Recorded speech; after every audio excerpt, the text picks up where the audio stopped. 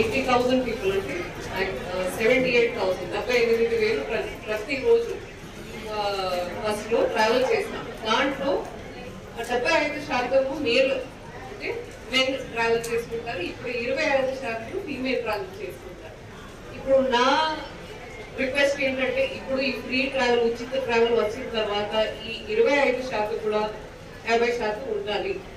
మనం కూడా ఈ ఫ్రీ బస్ కి ఉపయోగం చేసుకొని ఈ బస్ యూటిలైజేషన్ 50% వరకు మనం కూడా ఫీమేల్ పార్టిసిపేషన్ కూడా ట్రావెల్ ఉండాలి. ఇప్పుడు మీకు చాలా ఇది మేబీ యూఆర్ థింకింగ్ మనం ఎందుకు జస్ట్ సిటీలో ఉన్నంత వరకు మనం ట్రావెల్ చేసుకుంటాము, ఏ ఉపయోగం ఇది, ఇలాంటి థాట్స్ వస్తూ ఉన్నాయి. కానీ నాకు తెలిసి నేను చిన్నప్పటి నుంచి వెన్ ఐ వాజ్ ఇన్ స్కూల్లో ఉన్నప్పుడు మాకు ఒక 2 వీలర్ అట్లా మాకు అసలు ఏం లేదు కాబట్టి బస్లో వెళ్ళేవాళ్ళు.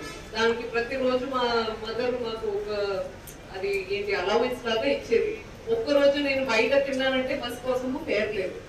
సో అలాంటి ఇష్యూస్ చూసినప్పుడు అసలు మాకు రాజస్థాన్ గవర్నమెంట్ లో కొన్ని ఫెస్టివల్ రోజు ఈ రక్షాబంధన్, దివాళీ ఇలాంటి ఫెస్టివల్ రోజు మాకు ఫ్రీ ట్రావెల్ ఉండేది విమెన్. సో అప్పుడు నేను అసలు ప్రతి రిలేటివ్ ఇంటికి వెళ్ళి మొత్తం జైపూర్ అంతా చూసుకొని నేను వచ్చాను. సో అందుకే అంటే మీకు ఇప్పుడు ఎడోనో మీకు అది ఉందా లేదా, నాలో ఉందా లేదా, కానీ యాక్చువల్గా ఇది మచిలీపట్నం నుంచి విజయవాడ వెళ్ళిన వాడికి, లేదంటే మచిలీపట్నం నుంచి ఎల్లూరు, దెన్ అక్కడ నుంచి కూడా మీరు ఎక్కడి నుంచి ఎక్కడైనా వెళ్ళొచ్చు.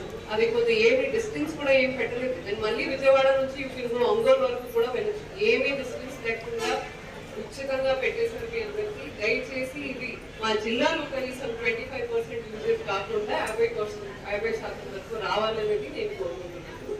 దీంతో నేను ముగిస్తాను. థ్యాంక్ యూ అందరికీ.